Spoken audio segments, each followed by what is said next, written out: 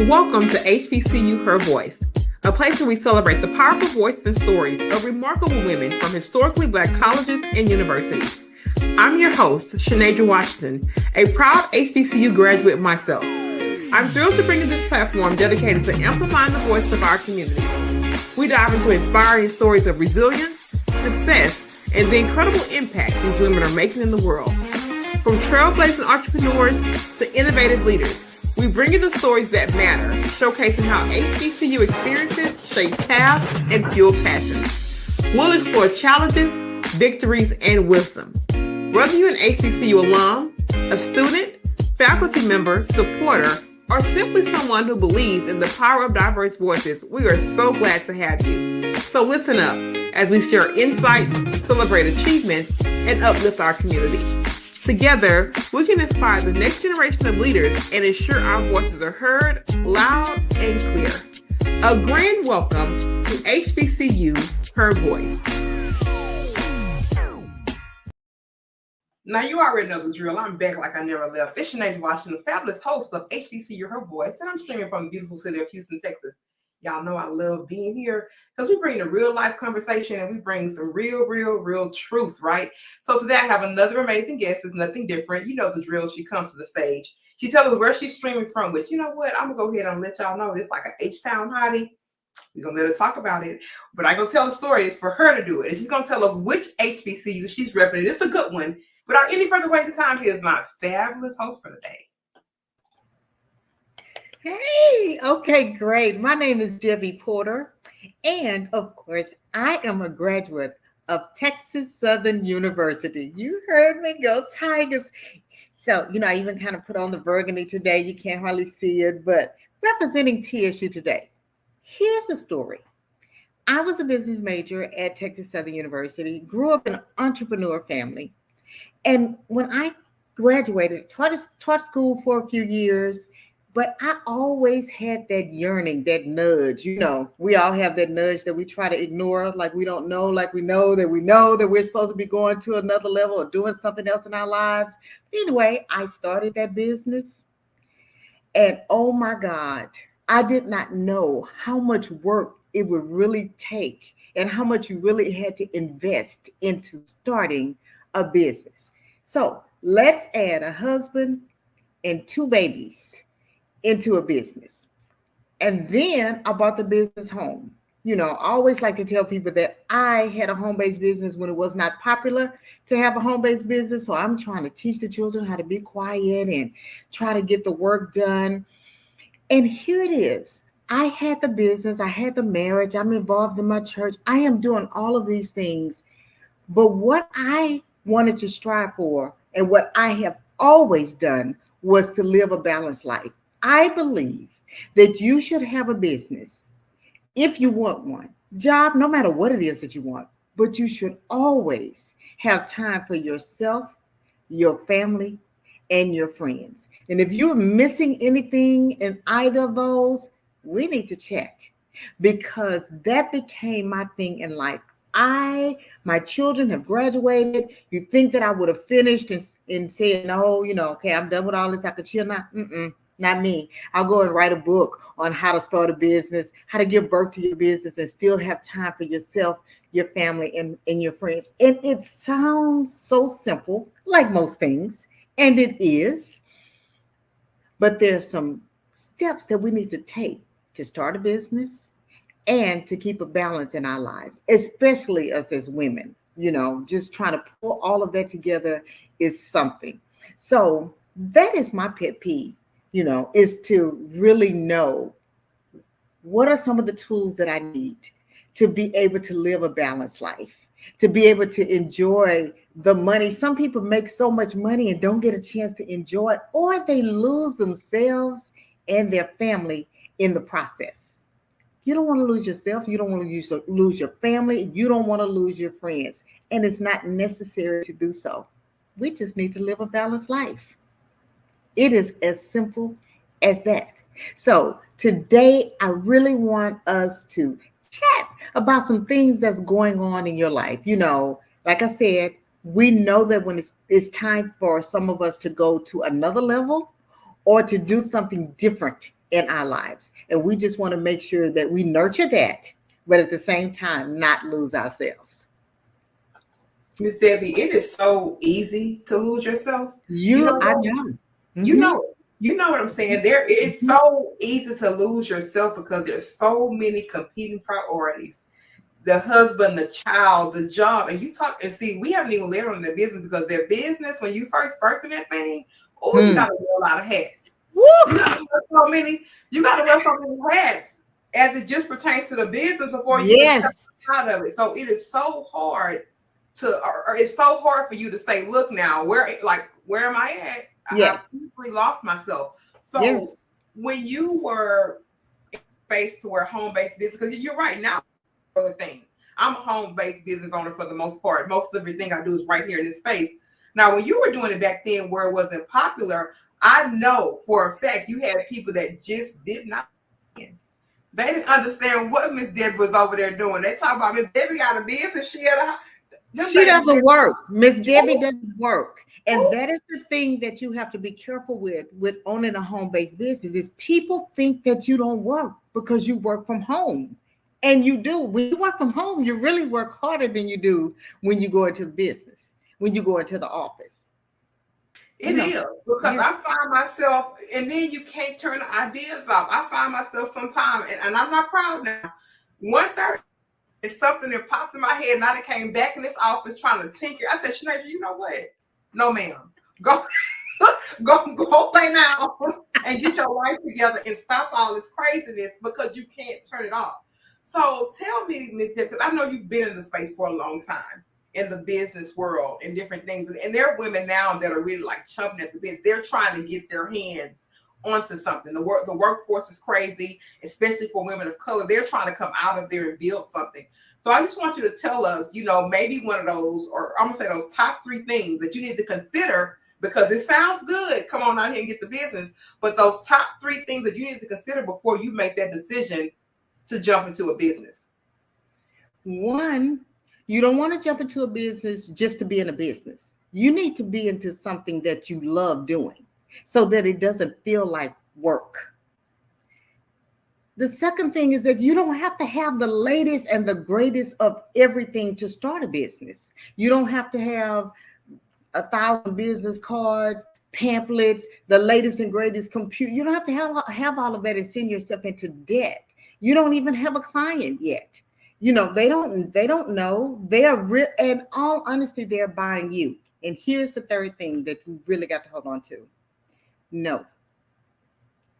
People have a problem saying the word no. And I have a whole chapter in my book that's called No is a Nice Word.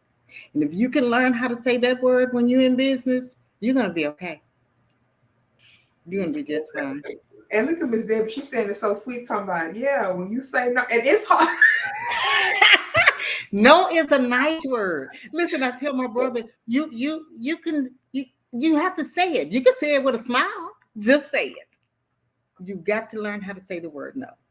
Yeah, and I think that part of no is kind of that first journey to the balancing act. And you talk about this balancing act often, but saying no because, like, look, I don't have a boundary. I can't be at every place, at every time. I can't come to everything. And that part for me, specifically after the pandemic, has been something that I've definitely had to focus on. I can't show up to everything because there's so many competing priorities, and I have to pick the one that best fuels my journey. That's not saying I'm going to say no to everything, but I'm going to be more intentional about, where I say yes, basically. Now, I Right. want to go here because I know you're part of a trio. Yes, Miss Debbie, are you a part Yes, of a I trio? am. Okay. Yes. Let Miss Debbie talk about this dynamic trio, and I will have the other 2 on this show at some point. So Miss Debbie, she's setting the stage for them. So I'm gonna say y'all gotta show up and show out now because Miss Debbie has been here. I want you to talk about this trio, what you guys are doing in the business space, and really what your ultimate goal, basically for transformation by you coming together with these amazing women. Okay. Well, here it is. I'm part of a trio. We have worked together for over 20, 30 years. And here's the thing about working with people, especially some other good women that have the same values that you have, is that you don't have to do it all and you get to bounce off of each other. What they're great at, you just may be good at. What is work for you is not work for them. So, for example, we are the Transformation Trio. We do this seminar called Secure the Bag. My sister's the B because she wrote a book, Bring Out the Millionaire in You. The other one, she's the money person, if that tells you anything. The other one is the A because she wrote a book called The Assignment, and she helps people learn their purpose in life. Like, what are you really supposed to be doing? And I am the G. I help people give birth to whatever it is that they want to be, whatever it is that they want to do, whatever it is that they want to have. But here is the liner: and still have time for yourself, your family, and your friends. And so we want, as a trio, we want to be able to help you find what you really love, get your money right, so that you can become the millionaire or whatever it is. Some of you may just want an extra $500 a month and give birth to what it is that you want to be, do, or have. Everybody doesn't want to start a business, but they want to do something. What is that? And let's do it. And that's what you get with the trio, all three of us. And I love that. And you're right. Everybody won't want to start that business, right? But I think that other people are looking for other catches. Like you said, maybe it is just I want a little money a month so I can go on a vacation Right. every year or whatever it looks like. And I think that it's good that you're approaching that, because I think sometimes, and I find this, Ms. Debbie, in my entrepreneur circle or whatever, they almost kind of condemn people for not wanting to start business. I said, no, that's you, baby. That's you. That's your journey, and that's your desire. That's not everybody's desire, and let people have that freedom to choose, just like you chose that, right? So thank you for saying that, because that is so very important. And the fact that you ladies are working together, on a combined front to be able to touch this space in 3 different ways is absolutely amazing. And you say you guys have been working together for quite some time, correct? Yes. We I have. love it. I love it. Well, I got and so we just decided to come together. We just decided to bring it together to make it simpler for everyone. And it has made all the difference in the world. I love that. It's so much power in community. And that's one of the reasons also too, how and really why this platform came about, because I said, you know what, when I do it, it's just going to be conversation. Like if I would have met Ms. Debbie in HEB, I would have had the same exact conversation with Ms. Debbie, right? It had to feel that good. And what it has allowed me to do in a very short time, we talked about how we've been recording this, is really build community with so many different people just by having the conversation. So I want to talk to you about this as we kind of segue, Ms. Debbie. How important has networks been for you? I know you're talking about, your 2 close friends here that have started the trio, but beyond that, in your life in terms of networking, where is that power in networking for you, and what do you do to make sure that you're staying in the right networks? Networking is important. Let me add that in. And to be honest, we just hired a team, Echo Agency, to work on that for us and to get us out there. But here's what I say. We do it a lot with mindset. Like I went through the Procter Gamble, Bob Proctor's. I became a coach through him and his study and certified in that area. Here's one of the things that I always say is that you need to network, but you also have to find time to be still. Just to be still and implement some of the things that you already know and develop relationships that you already have. Sometimes we become so busy that we're not taking advantage of what we already have, what we already know, what we can already do. Some of it is already there, but we're so busy. And I want to drop this note. Busy does not mean productive. Sometimes we're just busy. Okay, Ms. Debbie, you didn't have to come for me, okay?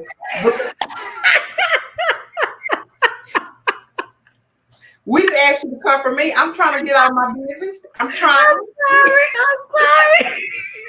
Ms. Debbie, listen, I am trying, and I had just said, this wrote something in my journal, and I talked about this a lot, especially specifically in 2023. I was a whole lot of busy, but I did not feel productive. Yes, Busy I was. it doesn't mean productive. Mm-mm. I think, I mean, of course, I was good in my resume. I was doing all these kinds of things or whatever. But then even when I stepped into this phase of just, podcasting, back interviewing and back to the main thing, all of these things kind of started to lift. I still had a bunch of things to do. Don't get it twisted. But I fell in line with production and really kind of divine placement. I was like, okay, I kind of bumped my head a little bit, last year. And I'm getting back here to doing that. But what I'm really, really finding power in is that exact stillness that you're talking about. Stillness. Because when you have so much to do, it's easy to fall into busy because I have so much to do. But when I sit down, I'm closer to him, my father. I can hear clear. I feel like I have better instructions. And I'm really learning to fall into that. And I even told him, I said, no matter what the competing priorities are, you need to stop me whenever you can and allow me to hear you.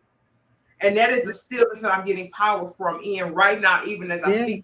So you got to keep telling and teaching about that stillness and telling us. I said, I couldn't wait to come back on the screen. I said, no, let me go and turn her off. I'm sorry. Yes, we have to be still because this is a story that I always tell. I say, we will go and pray. And we would ask God for stuff, and we would say, "Okay, what do you want me to do?" And we sit there and we talk, we talking and we talking and we asking and we asking and when we finish, we get up and take off. And God is basically saying, "Whoa, wait! You didn't let me answer you. You didn't keep still long enough for me to give you an answer." And we're all guilty of it. Me, myself, we're guilty of it. We have to be still, and when we ask, we have to be still to get the answers. Like our children ask us, "Mom, can I go skating and then take off before you can answer?" No, yes, this is what you need to wear. This is what you need to put on. Something. Just be still so that we can hear him. Yeah, I get it. I get it. I got it. And I say, he sent you to tell me again. I got it. Okay, noted. I wrote it down. Okay, I'm gonna do better after this. I am working on it. Let me ask you this, Ms. Debbie, as we kind of talk a little bit about, so we've kind of back in the Texas Southern University experience. It's so important for me. I went to Houston Tillerson in Austin, Texas. I'm from Houston, born and raised, and I went there for 4 years back in undergraduate.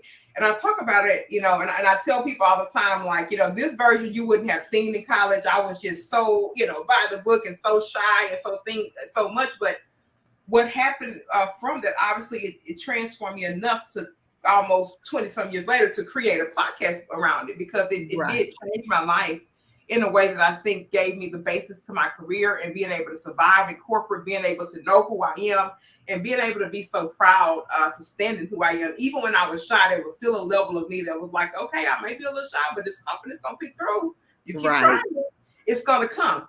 I want you to talk about that Texas Southern University experience here and really why that's important to you. And then also, too, I always tell people that, right now it's popular to go to HBCU, because what's in the news and everything like that is becoming a thing. But back when they were not as popular, we had people that was down laying the groundwork and doing the things and showing up and knocking on people's doors and getting them to the enrollment desk. And that is the energy that I really hope to embody through this, is that this is a community effort. And these schools really, really matter, especially in the times that we're living in, when these kids just have the TikToks and the social medias teaching them. You got to get back rooted to the community and get your feet on the ground. So I want you to talk about your experience with Texas Southern University and really how you ended up there. Okay, first of all, I am the oldest of 5. I was the first one in my family to go to college. I was either going to go to PV because it was up the street, or I was going to go to Texas Southern University. I ended up at Texas Southern University. I really think I was just scared to go off to school. And when I think about it, I think that that's what it was, is that I was just scared to go off to school. And it just seemed easier for me. So in that, my mom and dad went through a divorce at that same time. So I wanted to be closer to her also. But going to an HBCU, there is nothing like it. You can't recreate that. Like the headaches of registration and trying to get okay. Let me back up because I graduated from Texas Southern in the mid '80s, and there was no online anything. We had to go stand in line to register for everything. And I'm the first one. I don't even know what I'm doing in registration. So I get registered finally, and we're not going to even talk about financial aid and trying to pay. But here's the thing that I got from attending the HBCU: the instructor cares, they understand you. And the HBCU prepared me, more than prepared me, for what I was going to experience once I left there. They gave me real life. And so I so appreciated that. The instructors didn't have to talk around, they didn't have to make it cute. They could just speak it and say it. And I appreciate it. It has helped me to become who I am today. Yeah, totally get it. Because I tell the story all the time. Like I had professors, like even though I was in college, like in 2000s, early 2000s, somewhere in there, we had cell phones, but it wasn't like it is now. We still had room phones in our dorm, and I Right. had professors was like, okay, you got the 8 o'clock class, you best be, But you best be listen, down in the hall by 8 o'clock. my daughter, I have three daughters. My daughter um, wanted to go, she was at another school. She wanted to go to an HBCU. She transferred her next year, and she could experience the difference like day and night when it came to registration. But when it got to the classroom, she loved Purview. She loved PV. She's a graduate of PV. We fight about that all the time. But she would have advisors and deans calling her at home saying, hey, Dana, meet me at school at 9 in the morning. I see that you didn't get this registered, or you didn't get this done, or you need this class and I need you to see this person. There's nothing like that. When I say when you go to an HBCU, you see your mom, you see your uncle, you see your auntie, you see your cousin, you see people that are familiar and that are not afraid to put you in your place. Absolutely, because there was some part of it that really kind of just felt like, a family reunion, but there was a class piece, of course. But when Absolutely. we were out, of course, cooking out in front of the dorms and eating barbecue, just living life. And I said, when I think about it, it's allowed me to do a lot of, reflecting, of course, since I started the podcast, in the space, and really driving me to be more active and spread the Yes. word, have the Yes. conversations, because it really, it matters so much. And I think people even now are saying like, oh, there's this new confidence about you. There's this new thing. But when I think about it, it was actually produced then. And then I had to go to a different place of corporate America where it's kind of ripped away a little bit because I had Ripped to away a start. bit. Right. But then when I came back in 2021 to the entrepreneur space, here's all this confidence. Here's all these innate things that are coming out, and really, really getting to have a 180 in life. And I really can't thank God enough for that, Miss Debbie. I really can't. It's just fresh expression and new emotion I'm very proud about. I want to talk to you about life and legacy, Miss Debbie. I know that you've been doing this for a long time in the entrepreneur space, doing your thing. Are you kind of to a place to where you felt that you walked out a lot of what you want to do in terms of your life and legacy? And if you're to a place to where you're thinking there's another level of this that I know I have to, you talk about birth. There's another level of this that not only has to be birthed, but also to nurture into production. Talk about that. And then what are you doing to make sure that you stay in stride to living up to whatever your expectation is for life and legacy? There's always another level. So let me help you. You never arrive. Once you do this, there's always the next thing that you want to do. There are always new goals. Always. Because if you're not growing, then you're dying. You're always moving. You're either moving forward or you're moving backwards. And so how do I stay there? I keep a good coach in my life, if I'm being honest. I am always working on mindset. I stay in the word. I own my morning, and I pass that down. I always try to pass that down to someone.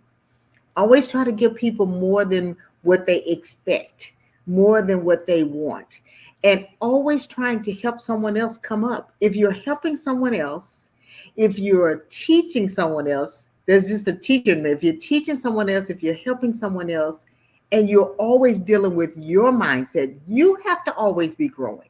Always. Like I said, you're not growing, you're dying. Oh my God, it is so good because I tell people in this space, I don't really care about all the other stuff that you might say about me for whatever time I have here, but you will know Shanadra as a servant and you will know her as a forever learner. Those are the Right. two things that you will always know her as, and it will show up each and every time. And Every I'm so time. happy that you weaved in coaching. I want to say this, and you guys have heard me say this so many times on this platform. Coaching is transformative. Coaching is really transformative. Having a coach, a mentor, like I just lean and yearn for it now. Like I feel Yes. like I can't afford not to have it. I'm serious. Yes. And I lean into it. And so many people, and I remember when I hired my first coach back right around the time I left corporate, they say, you gonna pay that lady that kind of money for what? Like what's she gonna see? Right. Right. You will never understand it until you walk it. So anytime a woman calls that thing out and says, I value coaching and mentorship. Oh, I know that lady. She walking her life and she That's gets right. it. That's right. She walking her life and she gets it Yes. for sure. Yes. Now, Ms. Debbie, I know that you're working on a number of different things. I know that you mentioned that you're potentially working on a talk show or something of that sort. I want you to talk about that. And then right behind that, I want you to tell people how they can connect with you, whether it be for the coaching services or to reach out for you for whatever it is you have to offer. Give us some good contact information so that they have that. Okay. So we're in the midst of working on a talk show now, and we're working out the details. I think it's going to be more of a talk show type talk show. We're so excited about it. And as you can see, I like to run my mouth, and the other two ladies are no less talkers, and you'll get to see that as you go along. But we also have an event coming up in February. It's a conference that we do that's called God First. It's a God First conference. And that is a wonderful conference. We did it last year. It was in such a demand that we're coming back to do it again this year. You will get the Transformation Trio. And the way that you can get in touch with us is to go to our website, which is transformationtrio.com. That is the absolute best way to get in touch with us. Website transformationtrio.com, and from there you can connect to us on the different social media platforms. Okay, Ms. Debbie, all I heard was that I'm gonna be waiting on my invitation to the show. That's all I got from you. But for everybody else, you make sure that you have captured and diarized that information and go to the website if you're in need of those services. She's talked about how there are 3 really pillars to support you through her connection to her peers, which I think is absolutely amazing. Because I think sometimes that's why I think community is important. Like sometimes when people come into rooms, the catch may not be Miss Debbie's face. It may be her colleagues' face. Right. All of us works together for the good. We're not going to go there. Of those that, okay. I'm just saying. You got it, girl. You done went to church. I have to, sometimes I have to take them there because they like they can't, get 2 and 2 and make 4. So sometimes I just come in and try to make it be something. Yes. But this is the part of our show. We cue to you for your final words. And I tell people that if somebody skims across this and they only get this one piece, I want you to give them some great parting words that really embodies our episode here and really, really gives them the essence of Debbie. Okay, so here's something that I would like to leave you with. And I say this often anywhere I go. Actually, I want to ask you a question. And here's the question. What is it that you really want? What is it that you really, really want? Not what your husband, not what your friend says, not what your girlfriend, not what your church. What is it that you really want? And when you figure out what that is, write it down. And we can help you. We can help you get to the next level for what it is that you really want. Debbie Porter, Transformation Trio. You can have one of us or all of us, and we promise that we can help take you to the next level. Yes, ma'am. I love it. And y'all heard it here first on HBCU Her Voice. I'm just honored that you came. I'm just honored that you connected with me and we've been able to share this beautiful space together. I tell these women all the time they have to let their voice shine because that's when the transformative power comes, is that when you say it out of your mouth and then you move your feet with action, because you can say it all day. But if you don't get no action, you're not going to come and talk to this Debbie or some people. hey, baby, it's just gonna be some words out your mouth. But I just want Right. I gotta leave with some real honest feedback. But I love you guys. It's been absolutely amazing. It don't take a long time right here. We'll be back in really no time with another amazing woman on the HBCU Her Voice podcast. Thank you for having me. Thank you so much.